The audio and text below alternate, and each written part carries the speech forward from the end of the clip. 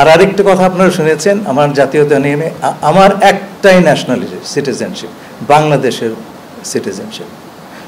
আমি এখানে আসার আগে আমার পরিবারের সঙ্গে আমেরিকায় থেকেছি, কিন্তু আমার কোনো আমেরিকান পাসপোর্ট নাই।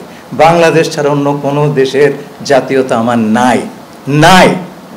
এখন আমাকে যদি বলা হয় যে আপনি জাস্ট বিকজ কেবলমাত্র আমি আমেরিকায় থেকেছি বলে যদি আমাকে বলা হয় আপনি বিদেশি নাগরিক, তাহলে তো কালকে তারেক রহমান সাহেবকে সেই কথা বলতে হয়।